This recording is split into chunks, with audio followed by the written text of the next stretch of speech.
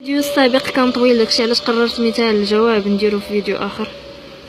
اذا قلنا كنحددوا لغه النص، لغه النص تقريريه الا كان نص مقالي، تقريريه اخباريه مباشره، ولا كان نص شعري ايحائيه رمزيه. كنحددوا نوع وطبيعه الجمل، يعني جمل انشائيه طلبيه وغير طلبيه، وجمل فعليه ولا اسميه والوظيفه ديالها. قلنا كنعطيو الاليات الحجاجيه، وقلنا كنعطيو المنهج استقرائي ولا استنباطي، استقرائي من الخاص الى العام واستنباطي من العام الى الخاص.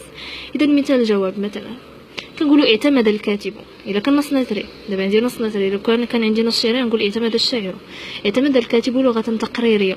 علاش تقريريه ماشي ايحائيه رمزيه؟ حيت ماشي نص شعري. نص شعري ايحائيه رمزيه، نص نثري تقريريه اخباريه مباشره. اعتمد الكاتب لغه تقريريه اخباريه مباشره ولغة حديثة تتميز بالبساطة والوضوح. وقد زاوج بين الجمل الفعلية الدالة على الاستمرارية والديمومة والجمل الاسمية الدالة على السكون والجمود،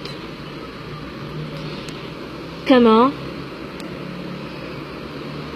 يغلب على النص وعلى الطابع الأسلوبي الطابع الخبري. علاش؟ حيت عطانا جمل خبرية.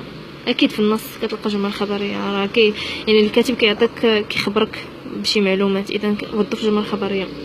ولاقناع القارئ او المتلقي توسل الكاتب بمجموعه من الاليات الحجاجيه. انا غادي نذكر الاليات الحجاجيه، اهمها مثلا اسلوب التعريف، ونجبد الامثله ديالو، واسلوب الشرح كذا، واسلوب التاكيد مثلا.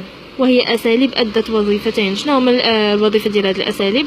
الاساليب الحجاجيه الوظيفه ديالها هي الوظيفه الاقناعيه والوظيفه التاثيريه. وهنا الا لقيت جمل انشائيه طلبيه او غير طلبيه حتى هي نذكرها، ونقول ولعرض افكار النص وظف الكاتب منهجا. هنا غادي نحدد المنهج، منهجا استنباطيا مثلا، حيث انطلق من العام الى الخاص. ملي نكتب حيث انطلق من العام نقول مثلا حيث عرف كذا، الى الخاص حيث بين كذا، او العكس اذا كان استقرائي حيث انطلق من الخاص حيث حدد يعني كذا، الى العام حيث بين كذا. هذه غادي نصورها لكم وغادي نلوحها لكم تشوفوها كصورة ان شاء الله.